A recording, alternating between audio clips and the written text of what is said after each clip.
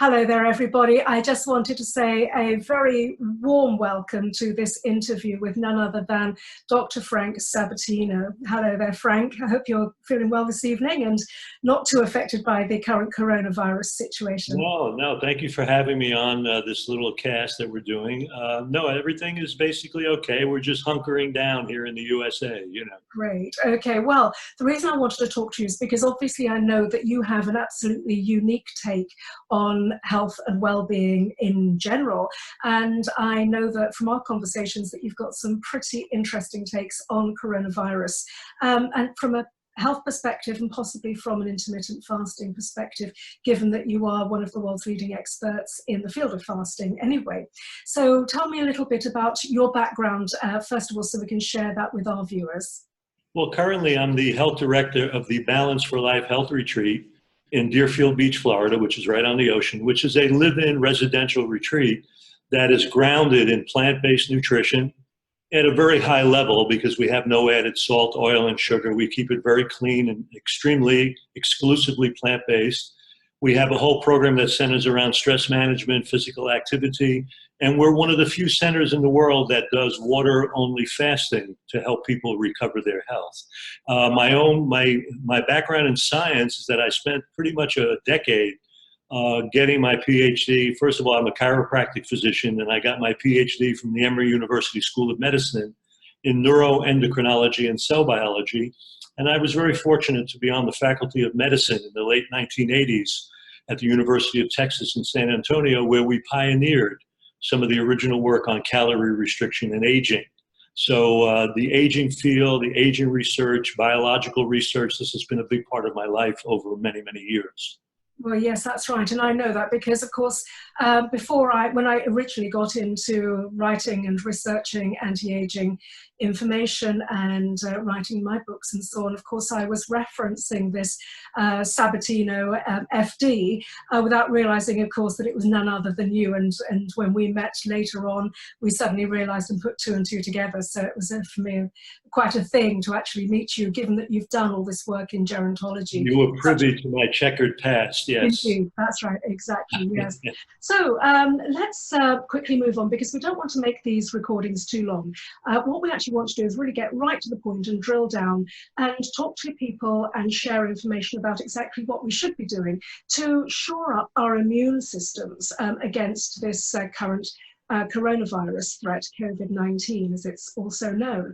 Can you tell me a little bit about your perspective and what your recommendations are? I've been very disturbed at the hysteria and the panic and fear that has really, to me, been the biggest pandemic of this. The truth of the matter is, we have identified this virus, which is in a family of coronaviruses. This is another species of something that's actually been around over a period of time related to cold and flu-like symptoms. And so I'm not undervaluing the risk, especially to the more elder and compromised populations, because we do know that people have died, and we do know that many people are infected. I think there's two pieces to this. One is how do we prevent infection? And I think most people now are aware of the basic personal hygienic movements that we need to do with hand washing, social distancing. All of that does have value for kind of controlling exposure. And so I'm not undervaluing that. I think it's important, but I think a bigger piece of this are how do we mitigate or ameliorate what happens when we are in fact infected? And I think that's where we come into those supportive measures in food and lifestyle that really enhance how the immune system of each individual can rally to deal with any form of infection. So we know that when you're eating in a more plant-based manner, for example, it's a majorly anti-inflammatory diet. If you think about one of the biggest sequelae to this infection, it's elder people dying with respiratory failure, where they're getting fluid buildup, inflammatory changes in the lungs. They're not able to breathe. They go on iron lungs or lung machines to help them breathe. Bottom line is, when you're eating a really enriched plant-based approach with deep greens and legumes and fresh fruits and vegetables, you're really keeping a very low white blood count. You're keeping a low inflammatory environment so that when the immune system encounters this virus and it's going to mobilize itself against it, you'll find that the elevation of the immune response will stay still within a pretty well-controlled range of normal that will help us fight that infection. If you're eating in a way where there is already a lot of inflammatory change from meat and dairy products and refined sugars and alcohol, you'll find that that already keeps a very high level of white blood count and so on, so that when the immune system now elevates, it can elevate into a place where not only is it fighting the infection, but it's starting to damage healthy tissue. And you start getting some of your own autoimmune responses. And if that starts to challenge or even damage some of the lung tissue, you're getting fluid buildup, you're getting inflammatory change, and it will block the ability to breathe. And I think it's imperative to me that all people with this infection, but especially the elderly, are really, in a sense, goaded into eliminating dairy products, into eliminating meat products of any kind, and really imbuing their diets with a high level of fruits, vegetables, and really good, solid plant-based foods, staying really hydrated. We know physical activity can have some value in enhancing immunity. So keeping some level of activity in the environment when and where you can go out. And of course, a major factor is going to be sleep itself. And so sleep deprivation will also wind up compromising some of the immune responsiveness and exacerbate some of the reactions to that. And we already know that sometimes the elderly have a more difficult time sleeping as it is.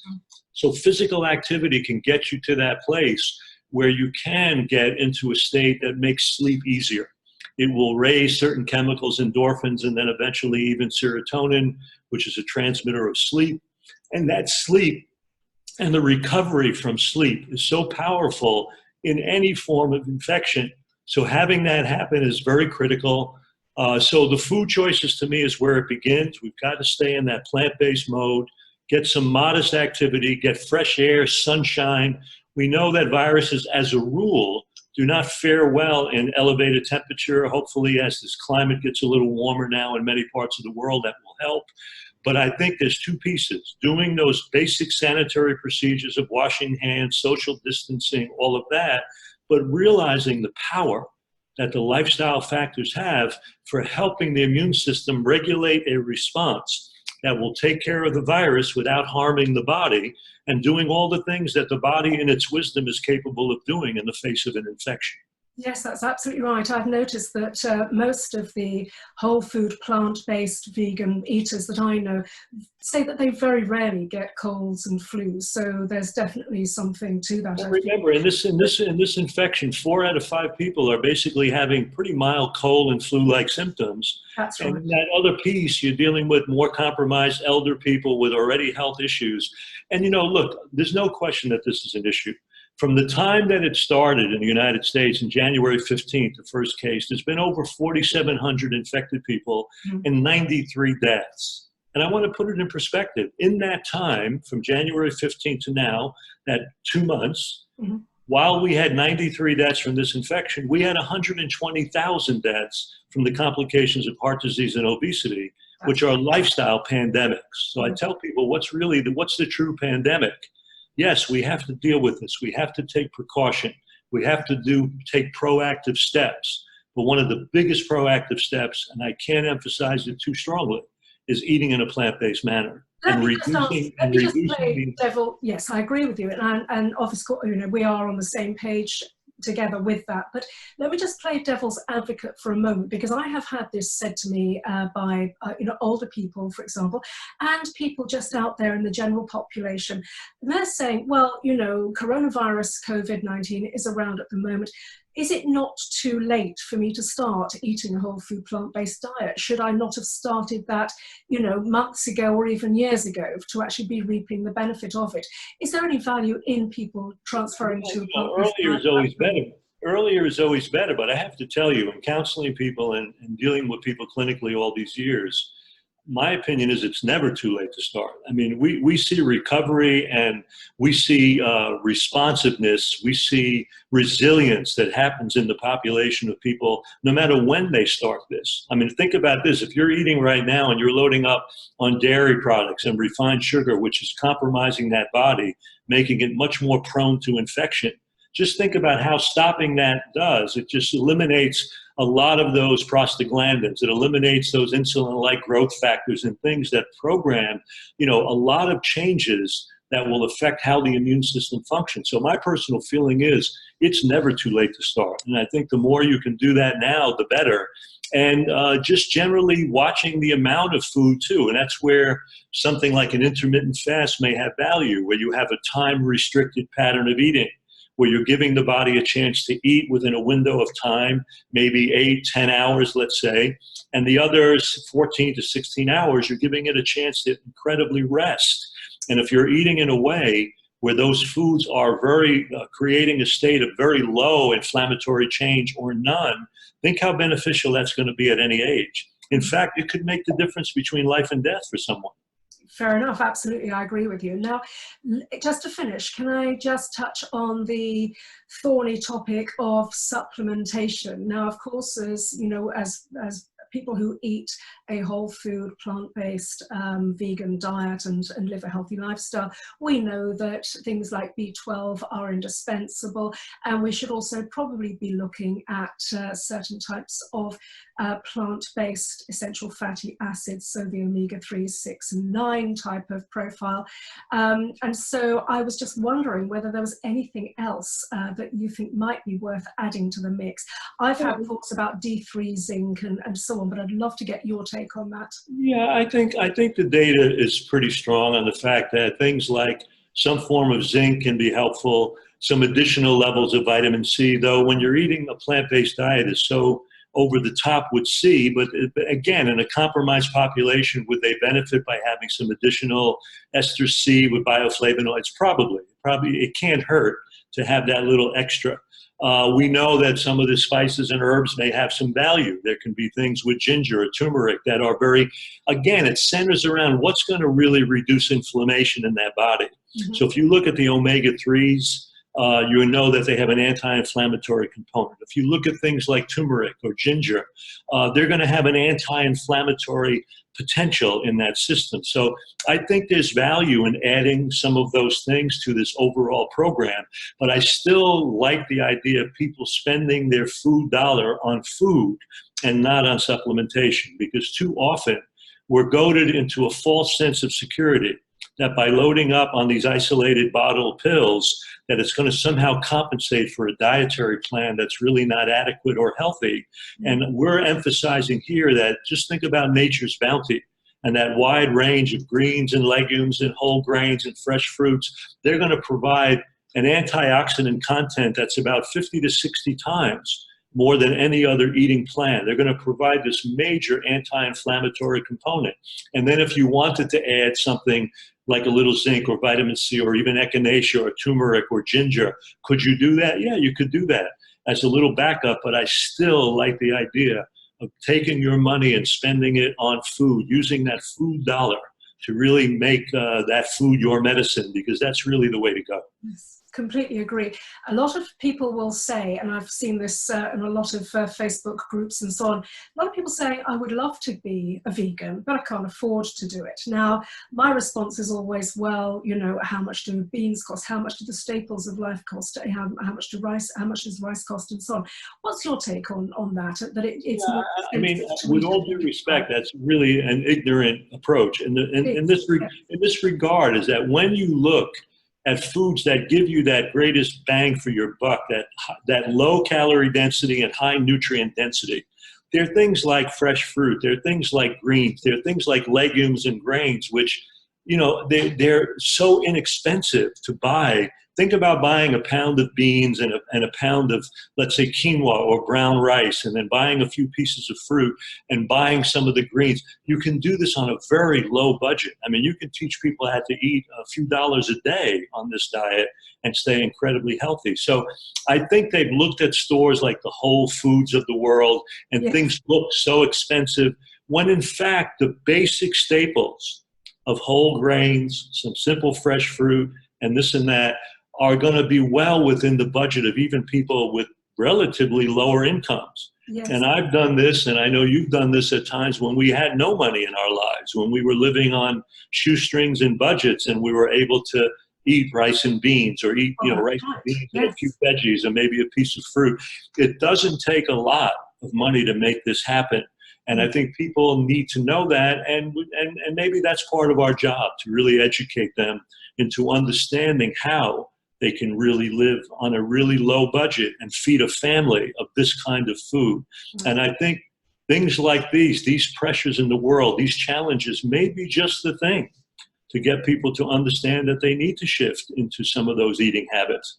Let's face it, these infections all follow on the heels of people eating the strangest, tainted animal products on the planet. We're just not meant to eat bats and armadillos and civets and tainted birds in marketplaces in different parts of the world. That's not in our best interest. And the truth is, if we were eating more plant-based, there'd be less of this viral exposure everywhere for everyone. So I think there's bigger implications of eating plant-based other than just trying to deal with the ongoing infection. It's about putting the world in a place that's a lot safer, not only now, but in the future. Well, you're absolutely right. I mean, obviously, we don't have time to go into the ecological perspective of eating a whole food plant-based diet. That's a discussion that we'll save for another day. But is there anything that you would like to say to wrap up? I mean, possibly from the perspective of a positive mindset. I would like people to realize that there is hope in the face of panic and misery, and that hope is you doing and making some of those choices that are going to give you the greatest opportunity to be well and the greatest opportunity to deal with any infection in the environment. And we know that there are tools for us to do that. And we know that when people embrace those tools, even if they are infected, they get through these episodes a lot easier in a much shorter period of time with much less exacerbation and much less morbidity and mortality. And I think that's very important for people to understand that there is hope in the face of this panic and hysteria. Thank you. That's absolutely wonderful. So just in closing, can you just tell people how they can get hold of you? Because I know that you have a fantastic website. As I understand it, you've got a lot of really helpful articles on your website. You've got access to an amazing course I know that you did with a lady called Chef AJ, who's very, very well known. The two of you did the most incredible double act. So people can access that there as well. And I also understand that you've got something like a DVD course on the site as well. Yeah, so how do people access all of this? On drfranksabatino.com, there's a video series that I did on weight loss called Weightless, Compassionate Weight Loss for Life. Right. And I recently completed a 13-module online program called Lean for Life, the Science of Healthy Weight Loss, because this is one of the real pandemics that we're dealing with across the world and the implication for cancer and many other diseases. I'm also available through a number of blogs and posts that I've done on balanceforlifeflorida.com, which is the actual website for our retreat. And there are many posts and there are many blogs on there related to fasting and relating to some of the things that I teach about and write about. And so those are available, drfranksabatino.com and balanceforlifeflorida.com. So sorry, Frank. So can just anybody come to Balance for Life? Do they have to have a particular health condition, or is it open to everybody? Balance for Life is an equal opportunity giver. Great. We'll take anybody that wants. Some people come just for a healthy vacation. Some come for some very serious pathology. If they're going to fast, I do have a protocol that they have to submit a major blood test. I need to know what their medication history is and all of that. But for the general program, it's open to people that really want to experience plant-based living and really take that step to see how that lifestyle approach can promote health recovery in their lives. And so you actually teach people who maybe aren't plant-based, you actually teach them and show them? I lecture daily. I lecture daily on every aspect of health, and I supervise all the fasting programs up close and personal myself. And then, of course, we have people that teach fitness, and we have stress management programs. I also teach Tai Chi on the program that we have. So we have a very broad-based program. And we didn't mention this too, that stress component, we kind of glossed over that, is going to be very big for promoting your ability to deal with infection. Because we know that when the body is overly stressed, chronically stressed, there can be a suppression of immunity where you are more prone to bacterial and viral infection. And I know you personally have wonderful things and meditations and so on that help people with that. And I urge people not to overlook that component. That can be a very huge piece in helping and promoting recovery for health in general, but it's specifically in relationship to viral and bacterial infection. Don't go past that. Do what you can to deal more effectively with the stress component of your lives. I completely agree. I couldn't have said it better myself. Thank you. We'll leave it there because obviously these are short and sharp and I know you've got to get back to your patients. So thank you so much once again for being with us, Dr. Frank Sabatino. Thank you for having me. Thank you so much.